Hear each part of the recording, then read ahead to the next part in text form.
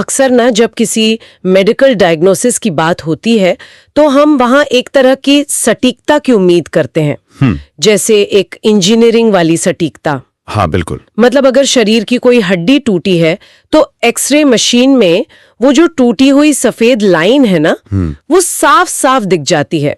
Doctor बस उस तस्वीर की तरफ इशारा करता है और कह देता है कि देखिए ये रही समस्या। एग्जैक्टली। बात एकदम पारदर्शी होती है वहां पे, कारण और परिणाम दोनों सामने होते हैं। सही कहा।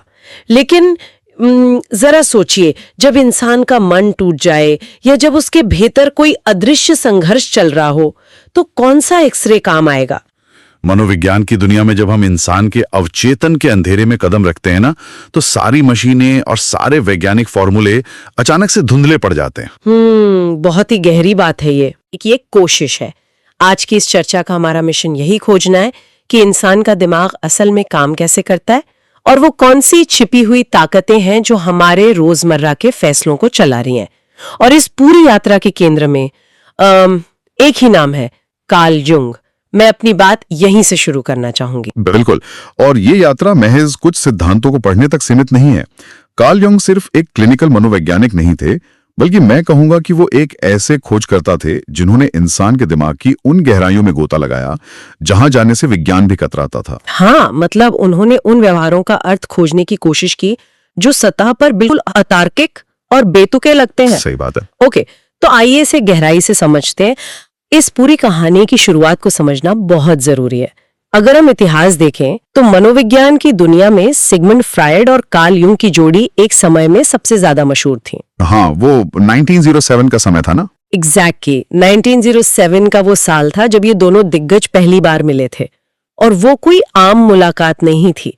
स्रोतों के अनुसार उन दोनों ने बिना रुके लगातार 13 घंटे तक बातचीत की थी। 13 घंटे? बाप रे।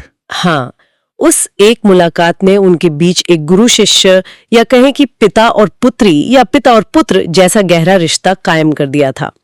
लेकिन फिर 1913 आते आते ये रिश्ता पूरी तरह टूट गया। स्रोतों को पढ़ते हुए ये साफ झलकता है कि फ्रॉइड का नजरिया बहुत ही रिडक्शनिस्ट था। बहुत ही संकीर्ण। हाँ, वो इंसान के हर व्यवहार, हर सपने और हर डर को केवल बायोलॉजिकल ड्राइव्स और सेक्सुअलिटी के चश्मे से देखते थे। उनके लिए इंसान महज अपनी मूल प्रवृत्तियों का गुलाम था। वहीं यूंग का नजरिया इससे कहीं ज्यादा व्यापक था, बहुत ही रहस्यमयी और आध्यात्मिक था। और इस अलगाव को सिर्फ दो दोस्तों के झगड़े की तरह देखना एक बड़ी भूल होगी। मतलब ये एक तरह से वैचारिक युद्ध था। बिल्कुल। ये असल में मनोविज्ञान को देखने के दो बिल्कुल अलग नजरियों का जन्म था। फ्रॉइड मानते थे कि मन की हर उलझन का कोई न कोई ठोस शारीरिक या जैविक कारण होता है, लेकिन यूंग का तर्क ये था कि इंसान को सिर्फ विज्ञान की प्रयोगशाला में नहीं समझा जा सकता। एक इंसान को पूरी तरह समझने के लिए ना उन प्रतीकों, मिथकों, धर्मों और कहानियों को समझना भी उतना ही जरूरी है जो इंसानियत सदियों से खुद को सुनाती आ रही है। पश्चिमी विज्ञान हमेशा से आध्यात्मिकता को अंधविश्वास कहकर खारिज करता आया था। हाँ, वो तो है। लेकिन यूंग उस दौर में ये कहने का साहस जुटा रहे थे कि आध्यात्मिकता और अर्थ की खोज के बिना इंसान के मनोविज्ञान का ढांचा हमेशा अधूरा रहेगा। और इसी वैचारिक मतभेद के बाद ना यूंग ने इंसान के मन का एक बिल्कुल नया मॉडल दुनिया के सामने रखा। उन्होंने कहा कि मन कोई साधारण मशीन नहीं है जिसके पुर्जे खोल कर देखे जा सकें। उनके अनुसार मन की संरचना में सबसे ऊपरी सतह पर है हमारा कॉन्शियस माइंड, यानी चेतन मन, जिसे उन्होंने ईगो का नाम दिया। हाँ, ईगो। मनोविज्ञान की पुरानी किताबों में इसे अक्सर एक आइसबर्ग या हिमखंड की चोटी कहा जाता है। लेकिन अगर आज के संदर्भ में बात करें ना, तो ये ईगो किसी बड़ी कॉरपोरेट कंपनी के उस सीईओ की तरह है जो एक शानदार केबिन में बैठता है और सोचता है कि पूरी कंपनी उसी के इशारों पर चल रही है। क्या बात है, ये उपमा बहुत सटीक बैठती है ना? वो रोजमर्रा के फैसले लेता है, अपनी पहचान तय करता है और दुनिया को अपना एक चेहरा दिखाता है। बिल्कुल। और उस सीईओ को इस बात का कोई अंदाजा नहीं होता कि कंपनी के बेसमेंट में या उस बोर्ड ऑफ डायरेक्टर्स की मीटिंग में असल में क्या पकड़ा है जो उसके नजरों से छुपी है। यूंग ने इसी छिपे हुए हिस्से को पर्सनल अनकॉन्शियस या व्यक्तिगत अवचेतन कहा। मतलब मन का तहखाना। हाँ, ये मन का वो तहखाना है जहां इंसान अपनी वो सारी यादें, वो गहरे आघात या ट्रॉमा और वो शर्मनाक अनुभव धकेल देता है जिनका सामना वो सचेत रूप से नहीं करना चाहता। वो इस उम्मीद में उन्हें दबा देता है कि वो हमेशा के लिए खत्म हो गए। लेकिन वे खत्म नहीं होते। एग्जैक्टली, वे खत्म नहीं होते और इसी तहखाने के अंधेरे में जन्म लेते हैं कॉम्प्लेक्स, जैसे मदर कॉम्प्लेक्स, इंफीरियोरिटी कॉम्प्लेक्स या पावर कॉम्प्लेक्स। ये विचारों, भावनाओं और यादों के ऐसे ऊर्जावान गुच्छे हैं जो धीरे धीरे एक अलग व्यक्तित्व का रूप ले लेते हैं। ये कॉम्प्लेक्स वाला हिस्सा मुझे हमारे स्रोतों में सबसे ज्यादा दिलचस्प लगा। मैं सोच रही थी, क्या इसे ऐसे समझा जा सकता है कि ये कॉम्प्लेक्स किसी स्मार्टफोन के बैकग्राउंड में चलने वाले उन छिपे हुए ऐप्स की तरह है? अच्छा उदाहरण है। मतलब कोई इंसान बाहर से एकदम सामान्य लग रहा है, उसका ईगो रूपी स्क्रीन एकदम सही काम कर रहा है, लेकिन पीछे कोई कॉम्प्लेक्स रूपी ऐप चुपचाप उसकी सारी मानसिक बैटरी खत्म कर रहा है और उस इंसान को इसका जरा भी अंदाजा नहीं है। युंग ने एक बहुत ही गहरी बात कही थी कि हमारे पास कॉम्प्लेक्स नहीं होते, बल्कि कॉम्प्लेक्स के पास हम होते हैं। हाँ, ये बहुत ही पावरफुल स्टेटमेंट है ना? ये एक ऐसा विचार है जो इंसान की स्वतंत्र इच्छा या फ्री विल की पूरी धारणा को हिलाकर रख देता है। क्या कोई व्यक्ति सच में अपने फैसले खुद ले रहा है या कोई अदृश्य शक्ति उसे चला रही है? वो जो आपने बैकग्राउंड ऐप वाली तुलना दी ना, वो बैटरी खत्म होने के संदर्भ में तो ठीक है, लेकिन अगर हम इसके मैकेनिज्म को गहराई से समझें तो एक कॉम्प्लेक्स किसी प्रोग्राम किया गया ऐप से कहीं ज्यादा अराजक और खतरनाक होता है। खतरनाक कैसे? देखिए, ऐप्स को एक तय काम करने के लिए बनाया जाता है, लेकिन कॉम्प्लेक्स मन के भीतर मौजूद विद्रोही गुटों की तरह होते हैं। वे सिर्फ बैटरी नहीं चूसते, वे मौका मिलने पर स्टीयरिंग व्हील पर कब्जा कर लेते हैं। ओह, आई सी। उदाहरण के लिए, जब कोई व्यक्ति किसी बहुत ही छोटी और मामूली सी बात पर अचानक से हिंसक रूप से भड़क उठता है, तो असल में उस पल वो व्यक्ति खुद प्रतिक्रिया नहीं दे रहा होता। उस क्षण उसका कोई पुराना अनसुलझा कॉम्प्लेक्स ट्रिगर हो चुका होता है और उसी ने मन का नियंत्रण अपने हाथ में ले लिया होता है। यानी वो ऑटो पायलट पर चला जाता है। बिल्कुल। युंग का स्पष्ट मानना था कि जब तक कोई व्यक्ति अपने भीतर के इन ट्रिगर्स को सचेत रूप से पहचान कर उनका नाम नहीं देता, जब तक वो ये स्वीकार नहीं करता कि उसके भीतर ये असुरक्षा मौजूद है, तब तक वो एक कठपुतली की तरह उन्हीं के नियंत्रण में रहता है। अंग्रेजी की एक कहावत है, name it to tame it, यानी नाम दो तभी काबू कर पाओगे। युंग का पूरा दर्शन इसी पर टिका था। लेकिन युंग की खोज सिर्फ व्यक्तिगत अनुभवों और बचपन के आघातों तक ही तो सीमित नहीं रही ना। यहाँ से एक बहुत बड़ा सवाल पैदा होता है। क्या सवाल? अगर हमारे व्यक्तिगत डर और असुरक्षाएं हमारे अपने जीवन के अनुभवों से बनती हैं, जो हमारे पर्सनल अनकॉन्शियस रूपी हार्ड ड्राइव में सेव हो जाती हैं, तो फिर उन डरों और कहानियों का क्या जो पूरी दुनिया में हर इंसान के भीतर मौजूद है? ऐसे डर या विचार जिनका अनुभव किसी व्यक्ति ने अपने जीवन में कभी किया ही नहीं। हाँ, ये एक बहुत बड़ा रहस्य था। और यहीं से युंग एक ऐसे स्तर पर उतरते हैं जो फ्रॉइड की कल्पना से भी परे था। उन्होंने इसे कलेक्टिव अनकॉन्शियस या सामूहिक अवचेतन का नाम दिया। और यहाँ जो बात सबसे दिलचस्प है ना, वो ये है कि कलेक्टिव अनकॉन्शियस इंसान की व्यक्तिगत यादों का भंडार नहीं है, ये पूरी मानव जाति की साझा विकासात्मक या एवोल्यूशनरी विरासत है। युंग का तर्क था कि कोई भी इंसान जन्म के समय एक बिल्कुल कोरी स्लेट नहीं होता। मतलब कुछ चीजें इनबिल्ट होती हैं। एग्जैक्टली। जिस तरह हमारे शरीर के अंगों का एक ब्लूप्रिंट होता है जो हमें हमारे पूर्वजों से मिलता है, उसी तरह हमारे मन का भी एक प्राचीन ब्लूप्रिंट होता है। इस ब्लूप्रिंट के भीतर कुछ जन्मजात मनोवैज्ञानिक पैटर्न मौजूद होते हैं, जिन्हें युंग ने आर्किटाइप्स कहा। आर्किटाइप्स? हाँ, ये कोई जादुई आत्माएं, भूत प्रेत या अंधविश्वास नहीं है। ये वो बुनियादी साँचे हैं जिनके जरिए इंसान दुनिया को देखता और समझता है। और इन साँचों या आर्किटाइप्स के बिना ना इंसान की कोई भी कहानी पूरी नहीं होती। हमारे स्रोतों में इनके कई बेहतरीन उदाहरण दिए गए, जैसे द हीरो का आर्किटाइप, एक ऐसा पात्र जो कमजोर होता है, फिर वह किसी भयंकर खतरे या ड्रैगन से लड़ता है और जीतकर खुद को शक्तिशाली बनाता है। हाँ, ये तो हर जगह है। बिल्कुल। ये कहानी सिर्फ आज की फिल्मों में नहीं है, ये प्राचीन ग्रीस के हरक्यूलिस से लेकर भारत की पौराणिक कथाओं तक हर जगह है। फिर एक आर्किटाइप है द ट्रिकस्टर। ये वो ऊर्जा है जो नियम तोड़ती है, जो बने बनाए ढांचे का मजाक उड़ाती है। जैसे जोकर? हाँ, चाहे वो पुरानी कहानियों का लोकी हो या आधुनिक सिनेमा का जोकर। ये हमें बताता है कि व्यवस्था के भीतर हमेशा एक अराजकता छिपी होती है। और इसके अलावा द ग्रेट मदर का आर्किटाइप भी है, जो अपार प्रेम और पोषण देती है, लेकिन अगर वो बहुत ज्यादा हावी हो जाए तो वो अपने बच्चों का विकास रोककर उन्हें मनोवैज्ञानिक रूप से निगल भी सकती है। वो ओवर प्रोटेक्टिव वाली फीलिंग। बिल्कुल। और एक बहुत ही जटिल आर्किटाइप है इंसान के भीतर मौजूद विपरीत लिंगी ऊर्जा, जिसे युंग ने एनिमा और एनिमस कहा। यह महज इत्तेफाक नहीं हो सकता कि अलग अलग महाद्वीपों में जहां लोगों का आपस में कोई संपर्क नहीं था, वहां भी कहानियों और मिथकों के पात्र बिल्कुल एक जैसे हैं। हाँ, ये तो सच में कोई इत्तेफाक नहीं हो सकता। बिल्कुल नहीं, क्योंकि ये आर्किटाइप्स हमारे न्यूरोलॉजिकल स्ट्रक्चर का हिस्सा है। आपने एनिमा और एनिमस का जिक्र किया। इसे समझना बहुत जरूरी है कि ये कैसे काम करता है। युंग के अनुसार हर पुरुष के अवचेतन में एक स्त्री ऊर्जा होती है, जिसे एनिमा कहते हैं, जो संवेदनशीलता, भावनाओं और अंतर्ज्ञान का प्रतिनिधित्व करती है। और महिलाओं में? और हर स्त्री के भीतर एक पुरुष ऊर्जा होती है, जिसे एनिमस कहते हैं, जो तर्क, आक्रामकता और दृढ़ता का प्रतीक है। अगर कोई पुरुष समाज के दबाव में आकर अपनी भावनाओं को पूरी तरह दबा देता है और केवल कठोर माचो रूप अपना लेता है, तो कि एनिमा अवचेतन में जाकर एक विद्रोही रूप ले लेती है।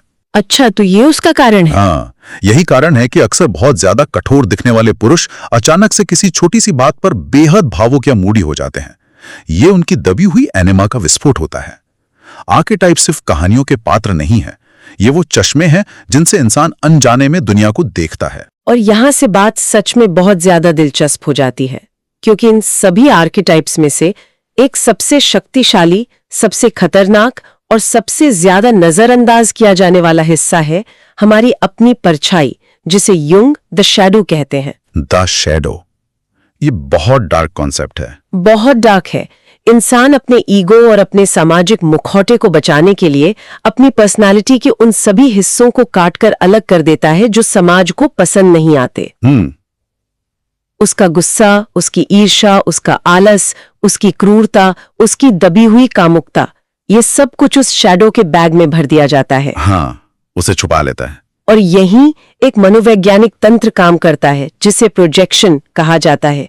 युंग का मानना था कि इंसान जिस चीज को अपने भीतर स्वीकार करने से इनकार कर देता है, वो उसे दूसरों में देखने लगता है। ये जो प्रोजेक्शन का तंत्र है ना, ये बहुत ही चालाकी से काम करता है। मान लीजिए किसी दफ्तर में कोई इंसान अपने एक सहकर्मी से बहुत ज्यादा नफरत करता है, क्योंकि वो सहकर्मी आलसी है और काम से जी चुराता है। सतह पर ऐसा लगता है कि ये नफरत उस सहकर्मी के व्यवहार के कारण है, लेकिन असल में कुछ और चल रहा होता है। बिल्कुल। युंग के अनुसार वो व्यक्ति असल में उस सहकर्मी से नफरत नहीं कर रहा है। वो व्यक्ति खुद अपनी जिंदगी में आराम करना चाहता है, लेकिन वो अपने भीतर के आलस को इतना बुरा मानता है कि उसने उसे अपनी शैडो में दबा दिया है।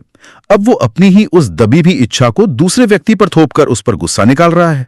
इंसान हमेशा अपने राक्षसों को दूसरों के चेहरों पर प्रोजेक्ट करता है। अगर हम आज के डिजिटल युग में देखें ना, तो सोशल मीडिया इसका सबसे बड़ा युद्ध का मैदान बन चुका है। सोशल मीडिया तो बिल्कुल। ये जो इंटरनेट पे कैंसिल कल्चर चल रहा है, वो इसका जीता जागता उदाहरण है। जो लोग ऑनलाइन सबसे ज्यादा आक्रामक होते हैं, जो हर समय दूसरों को जज करने के लिए तैयार बैठे रहते हैं और खुद को नैतिकता के ऊंचे पायदान पर खड़ा दिखाते हैं ना, वे असल में किसी न्याय की लड़ाई नहीं लड़ रहे होते, वे अपनी ही शैडो से भाग रहे होते हैं। सही बात है। कोई व्यक्ति सिर्फ नाइस गाय होने का नाटक करके या फेक अच्छाई का मुखौटा पहनकर अपने भीतर के अंधेरे को खत्म नहीं कर सकता। ऐसा करना किसी प्रेशर कुकर के वॉल्व को बंद करके उसे आग पर रखने जैसा है। वो अच्छाई का मुखौटा एक टाइम बम बन जाता है। और इसी खतरे को भांपते हुए युंग ने एक बहुत ही कड़वी सच्चाई सामने रखी थी। उन्होंने कहा था कि कोई भी इंसान सिर्फ मासूम बने रहकर या खुद को प्योर मानकर शक्तिशाली नहीं बन सकता। मतलब मासूमियत असली ताकत नहीं है। बिल्कुल नहीं। अगर कोई व्यक्ति ये मानता है कि उसके भीतर कोई बुराई नहीं है और वो किसी को नुकसान नहीं पहुंचा सकता, तो असल में वो व्यक्ति सबसे ज्यादा खतरनाक है, क्योंकि उसे अपनी ही क्षमता का अंदाजा नहीं है। पूर्णता या होलनेस तब नहीं आती जब इंसान अपने अंधेरे को काटकर फेंक देता है। पूर्णता तब आती है जब वो उस अंधेरे को स्वीकार करता है। तो उनका संदेश क्या था? उनका संदेश बहुत साफ था। इंसान को एक ऐसा मॉन्स्टर बनना चाहिए जिसे वो खुद कंट्रोल कर सके। उसे पता होना चाहिए कि उसके अंदर विनाश करने की पूरी क्षमता है, लेकिन वो सचेत रूप से ये चुनाव करता है कि वो उसका इस्तेमाल नहीं करेगा। असली नैतिकता इसी चुनाव में बसती है, कमजोरी या मासूमियत में नहीं। लेकिन ये सब सुनने में जितना आसान लगता है ना, असल जिंदगी में उतना ही खौफनाक है। एक मॉन्स्टर बनना, अगर अपने ही भीतर के राक्षसों और शैडो का सामना करना इतना ही जरूरी है, तो कोई व्यक्ति इस प्रक्रिया से गुजरे कैसे? वो अपने दिमाग को बिखरने से कैसे रोके? ये बहुत जरूरी सवाल है और इस संतुलन को बनाने के लिए ही युंग ने इंडिविजुएशन यानी व्यक्तिगत पूर्णता की अवधारणा दी। इंडिविजुएशन कोई मंजिल नहीं है जहां पहुंचकर इंसान रुक जाए, बल्कि ये जीवन भर चलने वाली एक मनोवैज्ञानिक यात्रा है, एक तरह का सफर है। हाँ, इस प्रक्रिया की शुरुआत होती है अपने पर्सोना यानी उस सामाजिक मुखौटे को उतारने से जो हमने दुनिया को दिखाने के लिए पहन रखा है, ताकि हम अपने ट्रू सेल्फ तक पहुंच सकें। युंग ने बताया कि इंसान दुनिया को 4 मुख्य तरीकों से समझता है: थिंकिंग, फीलिंग, सेंसेशन और इंट्यूशन। समस्या तब होती है जब कोई व्यक्ति इनमें से सिर्फ एक कार्य प्रणाली पर बहुत ज्यादा निर्भर हो जाता है। उदाहरण के लिए, अगर कोई इंसान बहुत ज्यादा लॉजिकल है तो वो अपनी फीलिंग यानी भावनाओं को दबा देता है, और जो दबता है वो शैडो बन जाता है। इंडिविजुएशन का मतलब है उन दबे हुए हिस्सों को वापस रोशनी में लाना और उन्हें अपनी पर्सनालिटी का हिस्सा बनाना। जब हम इस इंडिविजुएशन और बुराई को स्वीकार करने की बात करते हैं ना, तो स्रोतों को देखकर ऐसा लगता है जैसे पश्चिमी मनोविज्ञान अचानक से पूर्वी दर्शन या ईस्टर्न फिलॉसफी की भाषा बोलने लगा है। बहुत अच्छा ऑब्जर्वेशन है ये। है ना? क्योंकि पश्चिमी देशों की पारंपरिक सोच में अच्छा और बुरा हमेशा से 2 अलग-अलग बॉक्स में रखे गए हैं, जो एक दूसरे के कट्टर दुश्मन हैं। इंसान को हमेशा अच्छे बॉक्स में रहना है और बुरे को खत्म करना है। और अगर हम इससे बड़ी तस्वीर से जोड़कर देखें तो ये एक बहुत ही महत्वपूर्ण समानता है। युंग का काम पश्चिमी ईसाईयत के बाइनरी विचारों से काफी आगे निकल गया था। उन्होंने उपनिषद, बौद्ध धर्म और चीनी दर्शन ताओवाद का बहुत गहरा अध्ययन किया था। हाँ, यिन और यांग का कॉन्सेप्ट। एग्जैक्टली। ताओवाद में यिन और यांग का सिद्धांत है, जहां रोशनी और अंधेरा, अच्छाई और बुराई एक दूसरे के दुश्मन नहीं हैं, बल्कि वो एक चक्र का हिस्सा हैं और एक दूसरे को पूरा करते हैं। युंग की इंडिविजुएशन की प्रक्रिया भी इसी होलनेस की बात करती है। लेकिन यहां एक बहुत बड़ी चेतावनी भी है, जिसे अक्सर नए जमाने के स्पिरिचुअल लोग नजरअंदाज कर देते हैं। क्या चेतावनी? युंग का साफ कहना था कि किसी भी तरह के आध्यात्मिक ज्ञान या रहस्यवाद में छलांग लगाने से पहले इंसान के पास एक बेहद मजबूत और स्थिर ईगो होना चाहिए। एक स्थिर मनोविज्ञान के बिना अगर कोई व्यक्ति अपनी शैडो या अनकॉन्शियस का दरवाजा खोल देता है तो वो ज्ञान नहीं पाता, बल्कि वो पूरी तरह पागलपन का शिकार हो सकता है। अरे बाप रे, ये चेतावनी सच में डराने वाली है। अब सवाल ये उठता है कि हमारा ये अवचेतन, जिसमें इतनी सारी दबी हुई ताकतें हैं, वो हमसे संपर्क कैसे करता है? हम उसकी भाषा कैसे समझ सकते हैं? इसका जवाब है सपने। हाँ, युंग ने सपनों को सबसे बड़ा माध्यम माना। फ्राइड के लिए सपने केवल दबी हुई यौन इच्छाओं का रूप बदलकर सामने आना थे, लेकिन युंग के लिए सपने कोई रैंडम शोर नहीं, दिमाग का कचरा या दिन भर के थकान का परिणाम नहीं थे। बिल्कुल नहीं। उनके लिए सपने अनकॉन्शियस के सीधे मैसेज थे। और सबसे खास बात ये थी कि ये सपने कॉम्पेंसेटरी या क्षतिपूर्ति करने वाले होते हैं। और ये क्षतिपूर्ति करने का मतलब है कि हमारा मन हमेशा संतुलन बनाने की कोशिश करता है। यदि कोई इंसान अपनी असल जिंदगी में बहुत ज्यादा कठोर नियमों में बंधा है, बिल्कुल नीरस और सिर्फ लॉजिक पर चलने वाला जीवन जी रहा है, तो उसका अवचेतन संतुलन बनाने के लिए उसे ऐसे सपने दिखाएगा जो बेहद अजीब भावनाओं से भरे हुए और पूरी तरह से अराजक होंगे। मतलब मन उसे वार्निंग दे रहा है। हाँ, मन सपने के जरिए उस व्यक्ति को बता रहा होता है कि देखो, तुम अपनी जिंदगी का ये अहम हिस्सा खो रहे हो।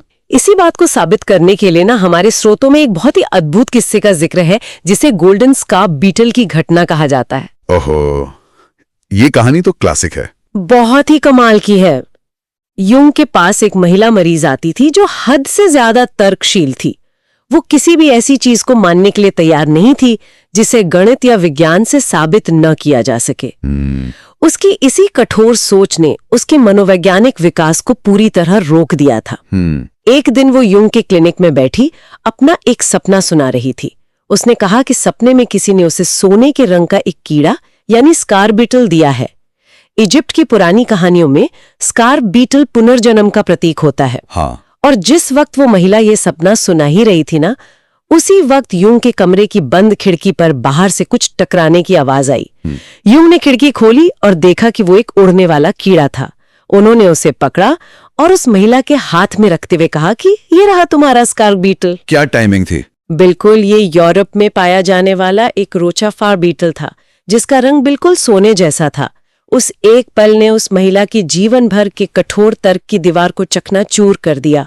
युंग ने इस घटना को सिंक्रोनिसिटी यानी अर्थपूर्ण संयोग का नाम दिया। मुझे तो ये पढ़कर ही गूज़बम्स आ गए थे। और ये आना लाजमी है, क्योंकि सिंक्रोनिसिटी विज्ञान के कारण परिणाम वाले फॉर्मूले को चुनौती देती है। ये कोई जादू नहीं है, बल्कि ये वो क्षण है जब इंसान के भीतर की मनोवैज्ञानिक दुनिया और बाहर की भौतिक दुनिया एक ही समय पर एक साथ घटित होती हैं और एक गहरा अर्थ पैदा करती हैं। ये घटना उस महिला के लिए इतनी जरूरी थी क्योंकि इसी झटके ने उसे यह स्वीकार करने पर मजबूर किया कि दुनिया सिर्फ उसके लॉजिक से नहीं चलती, और सिर्फ सपनों का इंतजार करने के बजाय युंग ने अनकॉन्शियस से बात करने की एक सक्रिय तकनीक भी विकसित की, जिसे एक्टिव इमेजिनेशन कहते हैं। ये मेडिटेशन से अलग है क्या? हाँ, ये कोई साधारण ध्यान या मेडिटेशन नहीं है। इसमें इंसान जागते हुए एक शांत कमरे में बैठकर अपनी शैडो या अपने भीतर के डरावने पात्रों को अपने सामने खड़ा करता है। वो उनसे सचेत रूप से बात करता है, उनसे पूछता है कि तुम कौन हो, तुम मुझे डराकर क्या दिखाना चाहते हो। ये अपने ही राक्षसों के साथ बैठकर समझौता करने की एक मनोवैज्ञानिक तकनीक है। लेकिन जब हम सिंक्रोनिसिटी, सपनों और कलेक्टिव अनकॉन्शियस जैसी बातें करते हैं ना, तो ये विचार सुनने में बहुत गहरे और रहस्यमयी लगते हैं। पर क्या मनोविज्ञान और विज्ञान की दुनिया ने युंग के इन सिद्धांतों को आसानी से स्वीकार कर लिया? क्योंकि इन बातों को किसी लैब में साबित करना तो लगभग नामुमकिन लगता है। ये एक बहुत ही वाजिब सवाल है, और स्रोतों में युंग की कड़ी आलोचनाओं का भी जिक्र किया गया है। दोनों पक्ष जानना जरूरी है। बिल्कुल। पहली और सबसे बड़ी आलोचना ये है कि उनके काम को वैज्ञानिक कसौटी पर परखना मुश्किल है। आप आर्केटाइप्स को किसी स्कैन में नहीं देख सकते। इस वजह से कई आलोचक उनके काम को मनोविज्ञान कम और मिस्टिसिज्म या एस्ट्रोलॉजी ज्यादा मानते हैं। हाँ, ये तो लोग कहेंगे ही। दूसरी आलोचना उनके इंडिविजुएशन के सिद्धांत को लेकर है। आलोचकों का कहना है कि यह बहुत एलिटिस्ट है। एक आम इंसान जो फैक्ट्री में काम कर रहा है या अपनी रोजी रोटी की जद्दोजहद में लगा है, उसके पास एक शांत कमरे में बैठकर अपनी एनिमा से बात करने का या सपनों का विश्लेषण करने का समय या संसाधन कहाँ है। ये सिद्धांत उन लोगों के लिए ज्यादा मुफीद लगता है जिनके पास सोचने के लिए फुर्सत है। और इसके साथ ही ना एक ऐतिहासिक विवाद भी है जिसे हम नजरअंदाज नहीं कर सकते। 1930 के दशक में जब जर्मनी में नाजी पार्टी सत्ता में आ रही थी और यहूदी मनोवैज्ञानिकों को बाहर निकाला जा रहा था, तब युंग कुछ जर्मन साइकोथेरेपी संस्थानों के अध्यक्ष बने थे। हाँ, वो एक बहुत डार्क चैप्टर है। उनके कुछ शुरुआती लेखों में जर्मन और यहूदी मनोविज्ञान के बीच तुलना की गई थी, जिसे बाद में नाजियों ने अपने प्रोपेगेंडा के लिए इस्तेमाल किया। हालांकि युंग ने बाद में हिटलर की कड़ी निंदा की और उस पूरी नाजी लहर को मास साइकिक पोजेशन करार दिया, लेकिन उनके आलोचक आज भी उस शुरुआती दौर के जुड़ाव को उनकी विरासत पर एक दाग मानते हैं। और ये आलोचनाएं ऐतिहासिक और वैज्ञानिक दोनों स्तरों पर अपनी जगह बिल्कुल सही हैं। हमें इन्हें मानकर चलना चाहिए। बिल्कुल। लेकिन इसके बावजूद आज की 21वीं सदी की आधुनिक दुनिया में कार्ल युंग अचानक से फिर से बहुत प्रासंगिक हो गए। जॉर्डन पीटरसन जैसे लोगों ने उनकी विचारधारा को, विशेषकर अपनी शैडो को पहचानने और अपने जीवन की जिम्मेदारी लेने वाले विचारों को एक नई पीढ़ी तक पहुंचाया है। लेकिन मेरी नजर में ना युंग की सबसे बड़ी प्रासंगिकता आज के एआई या आर्टिफिशियल इंटेलिजेंस के दौर में है। तो ये एक बहुत ही महत्वपूर्ण सवाल खड़ा करता है। एआई और कार्ल युंग, ये जुड़ाव कैसे बनता है? क्योंकि एआई और एल्गोरिदम हमारे ईगो और पर्सोना को बहुत अच्छे से पढ़ सकते हैं। हम इंटरनेट पे क्या सर्च करते हैं, क्या खरीदते हैं, ये सारा डेटा एआई इकट्ठा करता है और एक पैटर्न बनाकर भविष्यवाणी कर देता है कि हम भविष्य में क्या करेंगे। हाँ, एल्गोरिदम तो हमें हमसे बेहतर जानता है आजकल। सतह पर ऐसा ही लगता है। विज्ञान और एआई मानते हैं कि इंसान सिर्फ एक डेटा प्रोसेसिंग मशीन है, लेकिन युंग हमें बताते हैं कि इंसान सिर्फ जानकारी या इंफॉर्मेशन नहीं खोजता, वो अर्थ या मीनिंग खोजता है।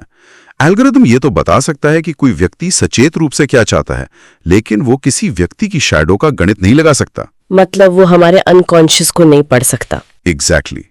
सोशल मीडिया और दिखावे की इस दुनिया में जहां सब कुछ महज डेटा बन के रह गया है, इंसान अपनी होलनेस खो रहा है। युंग का काम इसी बात का बचाव है कि हमारे भीतर एक ऐसा हिस्सा है जो हमेशा अतार्किक, जंगली और अप्रत्याशित रहेगा, जिसे कोई मशीन डिकोड नहीं कर सकती। इस सब का आखिर मतलब क्या है? इस पूरी चर्चा और स्रोतों के विश्लेषण का सार क्या निकलता है? कार्ल यूंग की ये यात्रा हमें कोई आसान शॉर्टकट नहीं देती। वो बाजार में बिकने वाली उन सेल्फ हेल्प किताबों की तरह बिल्कुल नहीं है जो केवल पॉजिटिव सोचने या सुबह उठकर खुद को आईने में देखकर झूठी तारीफ करने की सलाह देते हैं। यूंग हमसे एक बहुत ही मुश्किल, चुभने वाला और असहज कर देने वाला सवाल पूछते हैं कि हमारे इस सजे धजे सामाजिक मुखौटे के पीछे जो असली इंसान है वो कौन है। और शायद यही कारण है कि आज जानकारी के इस असीमित समंदर में जहां हर दिन हमारे दिमाग में नया डेटा भरा जा रहा है, हमें सिर्फ और ज्यादा इंफॉर्मेशन नहीं चाहिए, हमें इंटीग्रेशन की जरूरत है। हमें खुद के उन हिस्सों को वापस जोड़ने की जरूरत है जिन्हें हमने दुनिया के डर से कहीं गहरे तहखाने में छुपा दिया है। सही कहा। और अंत में इन सभी स्रोतों के पार जाते हुए एक ऐसा विचार जो शायद किसी को भी सोचने पर मजबूर कर दे।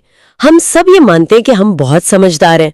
हम सोचते हैं कि हमने कौन सा करियर चुनना है, किससे शादी करनी है, किन बातों पर गुस्सा करना है, ये सब हमारे अपने आजाद फैसले हैं। लेकिन अगर हमारे सबसे गहरे डर, हमारी सबसे बड़ी इच्छाएं और हमारे जीवन के वो बड़े फैसले असल में उन प्राचीन आर्केटाइप्स और हमारे ही अंदर छिपी हुई उस शैडो द्वारा तय हो रहे हैं, तो क्या इंसान सच में अपनी जिंदगी की गाड़ी खुद चला रहा है, या वो सिर्फ उस विशाल और असीमित अनकॉन्शियस माइंड की गाड़ी में बैठा एक मुसाफिर है जिसका स्टीयरिंग किसी और के हाथ में है? इस पर विचार कीजिएगा।